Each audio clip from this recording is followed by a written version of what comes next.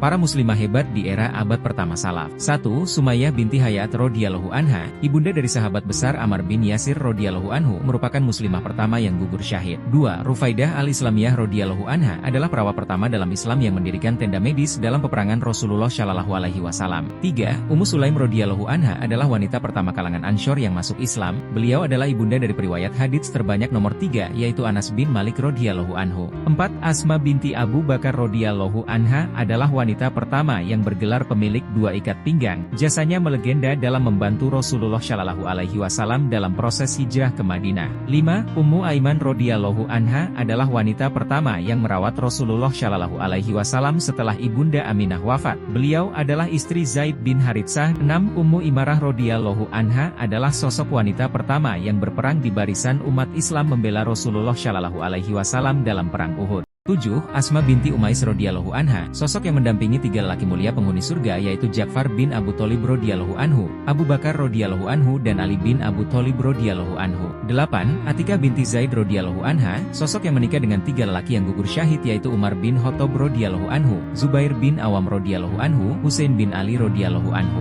9. Ummu Ayyub al-Ansyari radhiyallahu anha, sosok yang menyambut dan menjamu Rasulullah Shallallahu alaihi wasallam saat kedatangan pertama kali di Madinah bersama sang suami, berbagi rumah dengan Rasulullah Shallallahu alaihi wasallam. 10.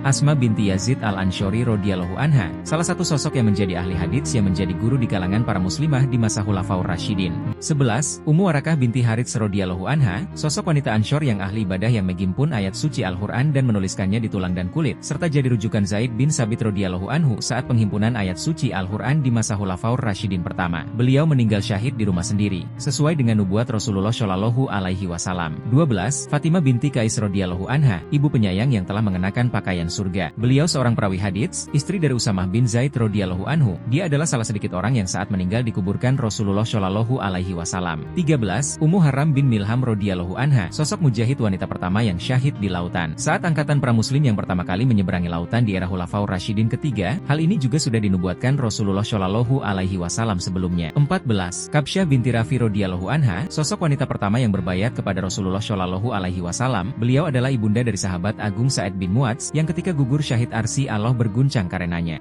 15. Syafi'ah binti Abdul Muthalib radhiyallahu anha, beliau adalah bibi Rasulullah Shallallahu alaihi wasallam, salah seorang mujahidah yang hampir mengikuti semua peperangan dengan Rasulullah Shallallahu alaihi wasallam dan termasuk golongan muhajirin. 16. Hansa binti Amr radhiyallahu anha, salah seorang penyair Arab yang memiliki 4 orang anak yang semuanya gugur syahid pada saat perang Qadisyah, dan ucapan syukur atas kemuliaan tersebut, beliau bersedekah begitu mendengar kabar duka tersebut. Sejak itulah beliau mendapat gelar ibunda para syuhada. 17. Ummu Aiman radhiyallahu anha, sosok yang merupakan pengasuh Rasulullah Shallallahu alaihi wasallam, istri dari Zaid bin Haritsah radhiyallahu anhu, ibu dari Usamah bin Zaid radhiyallahu anhu. Dari beliaulah kabar akan terbukanya pintu fitnah terhadap umat Islam telah terbuka dengan meninggalnya Khalifah Umar radhiyallahu anhu. 18. Fatimah binti Abdul Malik, istri Umar bin Abdul Aziz, seorang putri khalifah yang bermahram dengan 9 khalifah, yang menjadi sosok yang zuhud setelah suaminya naik tahta menjadi khalifah ke-8 Bani Umayyah di tahun 99 Hijriah. Dikutip dari kitab Syiar Alam An-Nubala. Barakallahu fiikum.